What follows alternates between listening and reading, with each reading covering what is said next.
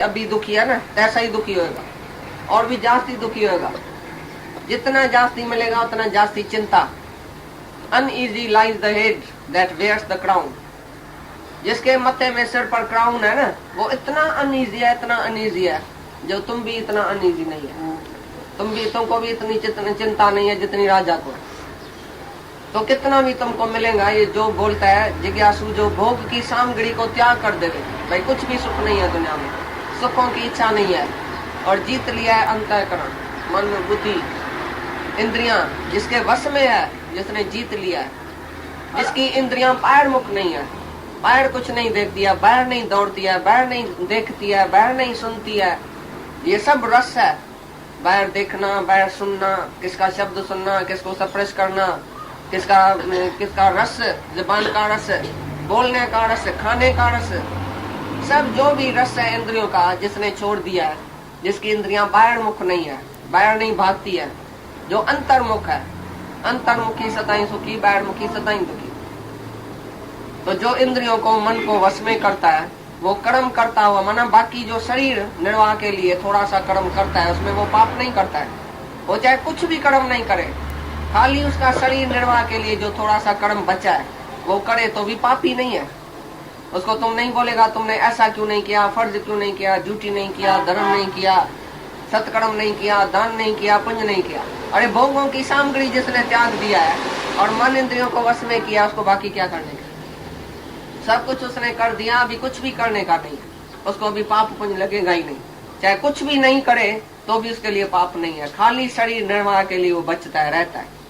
जो शरीर का ऑटोमेटिकली निर्वाह है, नित्य नैम तक कर्म, खाली वो ही बचता है ज्ञानी के लिए। तो भी वो पाप का भागी नहीं है कि तुम ऐसा क्यों नहीं करता है, सत्कर्म क्यों नहीं किया, फर्ज ड्यूटी क्यों नहीं किया, वर्ण आश्रम का धर्म पूरा क्यों नहीं किया, दान पुण्य क्यों नहीं किया, मंदिर ठिकाने में क्यों नहीं गया, शुभ कर्म क्यों नहीं किया। चाहे नहीं भी करे तो भी पाप का भागी नहीं है वो ज्ञानी, जिसने सारी दुनिया को छोड़ दिया है, सभी भोगों को, सुख को लात लगाई है, माया का पति होके बैठा है, मन इंद्रियों का राजा होके बैठा है, उसको कुछ भी करने के लिए बाकी शेष नहीं है।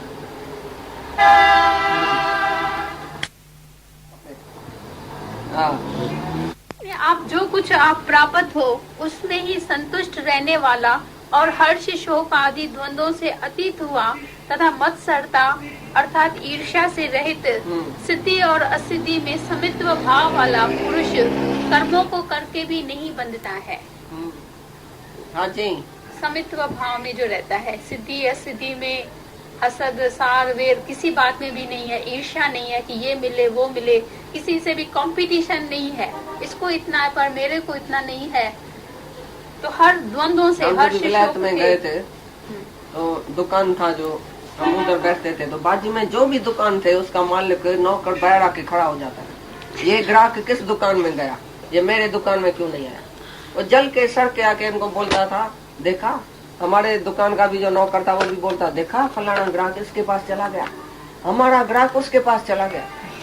सारा दिन ग्राहकों के ऊपर जो सेठ आपस में सूखता था और ऐसा बिल्ली की तरह, कुत्ते की तरह भौंकता था, झगड़ा झेराम सब देख के हैरान हो गए। इतना जलन सड़न जेलसी, लखपति करोड़पति का दुकान, अगर उसका भी ग्राहक कोई इधर इस दुकान में आ गया तो वो आके बहरा से खड़ा हो जाता था, भैया मेरा ग्राहक इधर क्यों गया।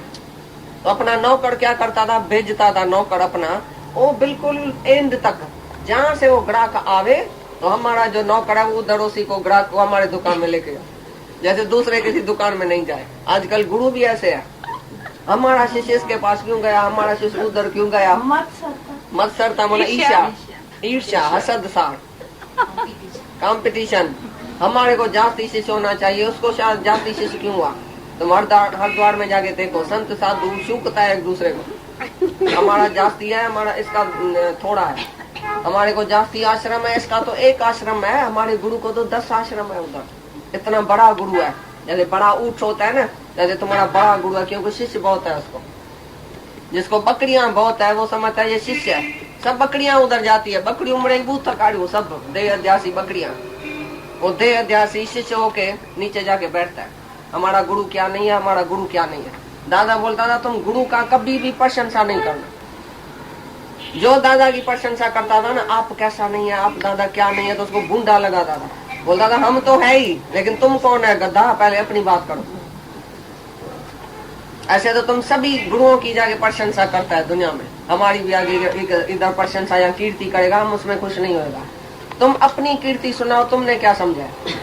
जैसे राजा जनक अपनी स्तुति गुरु को सुनाता है, तो मैं अभी विश्व को धारण करने वाला हूँ, मैं अभी आत्मा हूँ, मैं अभी अपने को नमस्कार करता हूँ, मेरी धन में लालच नहीं है, मेरी स्त्री बेटे में लालच नहीं है, मैं एक तरफ स्त्री को देखता हूँ, एक तरफ मुर्दे को देखता हूँ, मैं एक ही हूँ, मैं उसमें समता भाव में रहता हूँ, मेरे को इस तरफ दुख है, इस तरफ सुख है, इस तरफ निंदा है, इस तरफ प्रशंसा है, मैं उसमें एक हूँ, मैं आत्मा हूँ, सारे सृष्टि को धारण करने वाला मैं आत्मा हूँ।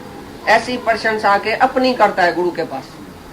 ऐसे नहीं बोला गुरु जी तुम क्या नहीं है, तुम क्या नहीं है, ऐसा तो सब शिष्य बोलता है गुरु जी क्या नहीं है हमारा, सब अपने गुरु के ऊपर मोहत है, लेकिन अपने ऊपर कोई मोहत नहीं है कि मैं आत्मा हूँ।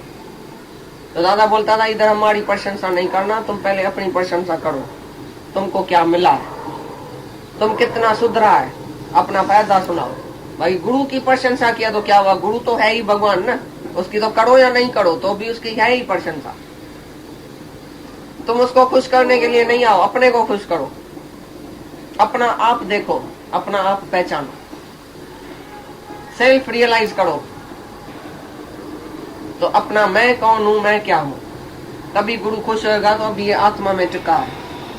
भगवान भी घड़ी घड़ी अर्जुन को बोलता है अभी तुम क्या समझता है, अभी तुम क्या समझता है, वो भी घुटा हुआ तुम्हारे जैसा था, मूर्ख बैठ गया पिछाड़ी तक, 18,000 तक नहीं बोले, भाई मेरा संसार दूर हो गया।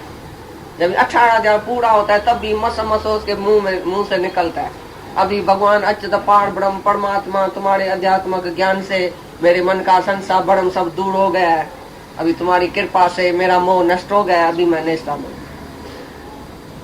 तभी अर्जुन की बात सुन के कृष्ण को खुशी आई है, तभी गीता बंद किया है, बोला अभी मेरा काम पूरा हो गया, ये आत्मा में टिक गया, मेरा काम खलास पूरा हो गया। तब तक भगवान को कितना बोलना पड़ा, कितनी तकलीफ उसने दिया अर्जुन ने। तभी तो एक आदमी था जो घास खाता था सूखा और तलवार नंगी इधर रखी। अर्जुन को एक दिन अहंकार आ गया, भगवान को बोला दिल में, तो मेरे जैसा कोई भगत है क्या, मैं क्या नहीं, मैं तो इसका बहुत प्यारा भगत हूँ, मेरा रथ भी चलाने वाला था, मेरा ऐसा था, मेरा योग खेम उठाया, मैं बहुत भगत हूँ। तो एक दिन भगवान ने उसके अहंकार गंवाने के लिए एक जगह से आके गुजरा, तो उधर एक आदमी बैठा था, सूखा घास खाता था और तलवार नंगी इधर थी। अर्जुन ने बोला ये कैसा आदमी है, घास भी सूखा खाता है, माना ऐसा अनसिक जो कि भाई हरा घास भी नहीं खाता है क्योंकि उसमें विश्वास है, ऐसा अनसक और इधर तलवार क्यों रखा है, किसको मारने के लिए। अर्जुन को बोला जाके देखो तो सही, आगे पूछो तो सही। आया, भाई तुम ऐसा श्वास घास खाता है और तलवार किसके लिए रखा है। बोला 4 आदमियों को नाश करने के लिए। बोला 4 आदमी कौन सा। बोला पहले तो अर्जुन। अर्जुन में जरा कांपने लगा, बोला क्या बात है, हमने क्या किया। दिल में बोला अर्जुन ने कौन सा पाप किया था। बोला वो सारा दिन भगवान को इतनी तकलीफ दिया, इतनी तकलीफ दिया, रथ भी बेचारे ने भगवान ने चलाया और घोड़ा भी उसने चलाया, घोड़े सवार बना के उसको बिठाया, ऐसी इंसल्ट किया भगवान की। तो भी गधे का बेटा रोज भगवान को कहता है मेरे जैसा कोई भगत नहीं है, मैं तुम्हारा बड़ा भगत हूँ। उसको तो पहले मारने का। तो अर्जुन बेचारा तो थर थर कांपने लगा, लेकिन उसने नहीं बोला कि मैं अर्जुन हूँ। बोला दूसरा नंबर कौन। दूसरा नंबर द्रौपदी। बोला उसने क्या किया। बोला बेचारे भगवान को कहाँ से बुलाया, द्वारकावासी, वृंदावनवासी, मथुरावासी, कितनी तकलीफ हुई भगवान को आने और जाने में। ट्रेन में आवे फिर चला जाए, फिर हवाई जहाज में आए फिर चला जाए। आकर बेचारी को बोला तो भाई घटवासी। तो भगवान को तकलीफ में बुलाया तो इधर आओ हमारी साड़ी उतरती है। बेवकूफ, भगवान उधर नहीं है क्या, तुम्हारे अंदर नहीं बैठा है। उधर से बुलाते हैं भगवान को, तकलीफ देता है। दादा भी बोलता था तुम मेरे को बोलेगा उसी वक्त जल्दी आना, मुझको न भूल जाना। कोई बोलता है दादा मैंने जब मरूं तो तुम आना, हम नहीं आएगा तुम्हारे मरने पर। तुम मरता क्यों है गधा जो हमको आना पड़े तुम्हारे पास। तुम कभी भी मरना ही नहीं जो हमको आना पड़े तुम्हारे पास। तुम आज ही बोलो मेरे को गुरुजी मैं नहीं मरूंगा, मैं अमर आत्मा हूँ। कभी नहीं बुलाना तो मैं मरूंगा, तुम आना। तो मैं समझूंगा तुम नरक में जाएगा, क्योंकि मरता है। जो जाने मैं मरता हूँ तो कुंभी पाक नरक में जाएगा। लेकिन अभी मेरे को बता के जाओ कि मैं नहीं मरूंगा। अभी विश्वास रखो कि मैं अमर आत्मा हूँ। दूसरा नंबर द्रौपदी, तीसरा नंबर प्रहलाद, भाई भगवान को तपते हुए थंबे से बोला तो निकल के आओ। ऐसा बेचारा हमारा भगवान तपे थंबे से निकल के आया। ऐसा उसको जलने वाला थंबा, उसी से बोला तुम निकल के आओ। इतनी तकलीफ दिया भगवान को। और चौथा नंबर नारद, सारा दिन भगवान की नींद पिटाता है। हरे राम राधे श्याम, हरे राम राधे श्याम, हरिओम हरिओम, नारायण नारायण करता है। बेवकूफ है, नारायण अंदर बैठा है, तुम जुबान से नारायण को बाहर निकाल देते है।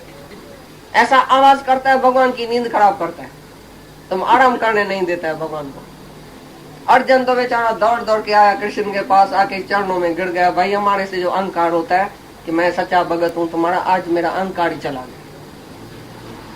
तुम ही सब कुछ है, हम कुछ नहीं है। भगत बनने में भी अहंकार आता है, इसके लिए जल्दी भगवान बनो। भगवान नहीं बनेगा तब तक अहंकार ही रहेगा, देह अध्यासी अहंकारी। मैं इसका भगत, मैं उसका भगत, मैं उसका भगत, मैं कृष्ण का, तो ये राम का है, राम कम है, नानक कम है, फलाना मेरा जो गुरु है वो जास्ती है, मेरा गणेश भगवान जास्ती है, तुम्हारा शिव भगवान कमती है। क्योंकि चूहे पर सवारी करता है। गणेश किधर सवारी करता है, किसके ऊपर? चूहे पर। और शिव भगवान बैल पर। अच्छा, तो एक दूसरे से झगड़ा करता है। तुम्हारा भगवान अच्छा नहीं है, हमारा भगवान अच्छा है। हाँ, बूंद ब्रह्म ज्ञान की मस्त करे दिन रैन। पहले पहले बोला निष्काम निरासक्त अपने आत्मा में तृप्त। वो जो भी कर्म करेगा वो यज्ञ किया उसने। चाहे तुम रंध्रे में जाके पकाते हैं, सबको खिलाते हैं, कोई भी सेवा सुबह से रात तक करते हैं, वो तुम्हारा यज्ञ होना चाहिए जब दूसरे के भले के लिए हो। और उसमें तुम्हारा अपमान नहीं होवे कि मैं करता हूँ। चाहे तुम धंधा करता है तो भी तुम नहीं बोलो कि मैं सेठ हूँ, ये नौकर है, ये ग्राहक है। अरे ग्राहक भी भगवान, सेठ भी भगवान, नौकर भी भगवान, पत्ते वाला भी भगवान, ऑफिसर भी भगवान, क्लार्क भी भगवान, सब जब भी भगवान समझेगा तभी जो तुम उधर सेवा करेगा। तो ग्राहक को खुश करने के लिए तुम वो चीज उसको दी, उसमें ठगी नहीं करो, अपना लोभ लालच नहीं रखना। जिसमें ग्राहक खुश हो जाए, माना भगवान खुश हो जाए। दादा ऐसा धंधा करता था जो पहले ग्राहक से पूछता था तुमको कौन सी चीज चाहिए, तो मैं तुमको मंगा के दूंगा ब्लैक से।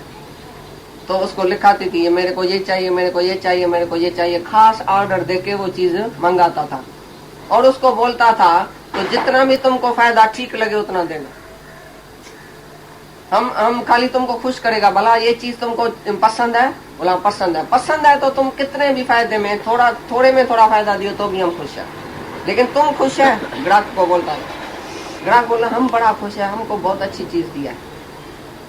तो बस वो पैसा रख के जाती थी। लेकिन वो इतना 10 गुना ऊपर फायदा, ये फायदा वो फायदा नहीं लेता है। वो बोलता था जिसमें ये ग्राहक खुश हो जाए। कबीरदास चादर उनता था, तो ग्राहक जब ही आता था तो उसको चादर पहनाता था। बोलता था तुमको पसंद है चादर? बोलता बहुत पसंद है। बस हमारा भगवान आज बहुत पसंद हो गया क्योंकि चादर हमारी पसंद है उसको। ऐसे ग्राहक को भगवान समझता था। ऐसा नहीं गला काटने के लिए रात दिन बैठा था तो बस ये आवे कैसे इसका गला काटे, कैसे इसको जूठा देके चीज और सच्चा पैसा ले। ये जो सेल करता है ना इधर सेल, तो तुम जाते हैं सेल करने, सेल भाई इधर है तो सस्ता ये मिलता है माल, लेकिन अंदर पटा पड़ा है वो सेल, पिटा पड़ा है, पटा पड़ा है माल। मेरी उसको देने का है, तुमको निकालने का है माल, तो सेल करके और तुम्हारे से फायदा लेता है।